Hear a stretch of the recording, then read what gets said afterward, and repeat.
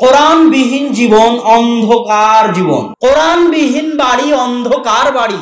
এমপির ছেলের কি টাকার ভয় আছে নাকি? আর যে আব্দুল গনি, এটা আল্লাহর স্পষ্ট ঘোষণা, তোমরা সবাই ফকির আর আমরা আল্লাহর বান্দা, মানে ধনির বান্দা। সে কি রিজিকের ভয় করতে পারে?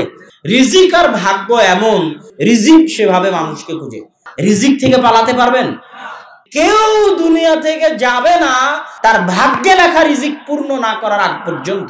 রিজিক আপনাকে খুঁজবে মৃত্যুর মতো। রিজিক একমাত্র তিনিই দিতে পারেন। ঘরে বসে আল্লাহ রিজিক দিতে পারেন না। আর এই জমিনের রিজিক খাও।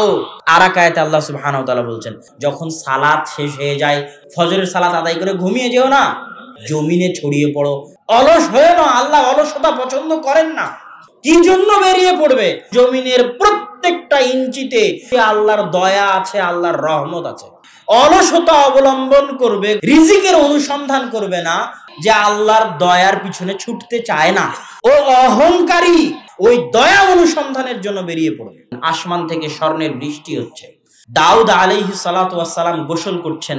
দাউদ আলাইহিস সালামের কি টাকার এতই অভাব? দাউদ আলাইহিস সালাম গোসল বাদ দিয়ে স্বর্ণ কুড়াতে গেছে। দাউদ আলাইহিস সালাম কেন গেলেন? বুঝাতে চাচ্ছেন, এত ক্ষমতা অর্জন করার পরেও, যে আমি এত কোটি টাকার মালিক হওয়ার পরেও আমি আল্লাহর রহমতের ভিখারি, আমি আল্লাহর রহমত করুণার ফকির, আমি আল্লাহর দয়ার মুখাপেক্ষী। শত বিঘা সম্পত্তির মালিক হওয়ার পরেও, কোটি টাকার মালিক হওয়ার পরেও আল্লাহর রহমতের ভিখারি, আমি আল্লাহর দয়ার ভিখারি। কেন? ওই স্বর্ণটা কার দয়া? ওই জন্য কুড়াতে গেছেন স্বর্ণ। আমার যা ইনকাম করার তা হয়ে গেছে, আজ বাড়ি চলে যাব। তাহলে একটা রিক্সা লাগে, আমি বললাম পালাখাল যাব, তাহলে আমি ওর জন্য ছিলাম আল্লাহর দয়া। ওর রিজিকে কোনোদিন বরকত হবে না। আল্লাহর দয়ার সামনে নিজেকে ছোট দেখাতে, আল্লাহর দয়ার সামনে নিজেকে মিসকিন দেখাতে 100 তলা বিল্ডিং তৈরি করবেন হালাল উপায়ে, আমার ছিল না, যদি আল্লাহ না দিত। এটা আল্লাহর দয়া। বরকত মানুষ বুঝে না। বরকত কি? আল্লাহ সুবহানাহু ওয়া তাআলা। বরকত কিভাবে পাওয়া যায় তাও মানুষ বুঝে না। তা সবই বরকত। আল্লাহর সাথে সম্পৃক্ত যা কিছু আছে, যেমন আল্লাহর সাথে সম্পৃক্ত হচ্ছে আল্লাহর নাম।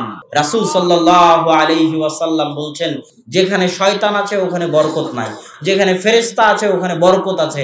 যেই বাড়িতে বাপের ছবি ঝুলানো আছে সম্মানের সাথে, ওই বাড়িতে রহমতের ফেরেশতা প্রবেশ করবে না। শোকেজে সাজিয়ে রাখা আছে ওই বাড়িতে, ওই বাড়িতে শয়তানের বসবাস। সম্মানিত উপস্থিতি, কোরআনবিহীন জীবন পশু প্রাণীর জীবন, কোরআনবিহীন জীবন গরু ছাগলের জীবন, কোরআনবিহীন জীবন কুকুর শুকুরের জীবন, কোরআনবিহীন বাড়ি রহমতবিহীন বাড়ি, কোরআনবিহীন বাড়ি বরকতবিহীন বাড়ি, কোরআনবিহীন বাড়ি কবর, কোরআনবিহীন বাড়ি শয়তানের বাড়ি, যে বাড়িতে কোরআন তেলাওয়াত হয় না। কোন মুসলমান সন্তানের বড় হওয়া উচিত নয় কোরআন না শিখে। কোরআন শিক্ষার আয়োজন করা, শত সম্মেলন আয়োজন করার চাইতে জরুরি, এ কথাই চূড়ান্ত। আল্লাহ ডাক্তার জাকির নায়েককে বলেননি হুদাল্লিন নাস, আল্লাহ আমাকে বলেননি হুদাল্লিন নাস। আল্লাহ আব্দুর রাজ্জাক বিন ইউসুফকে বলেননি হুদাল্লিন নাস। কোটি আব্দুর রাজ্জাক বিন ইউসুফ মিলে কোরআন একাই মানুষকে হেদায়েত করতে পারবে, যদি মানুষ কোরআন বুঝে। মুসা আলাইহিস সালাম চলে গেছে, লাঠি চলে গেছে, কোরআন সবচেয়ে গুরুত্বপূর্ণ। জীবনে রহমত বরকত নিয়ে আসবে।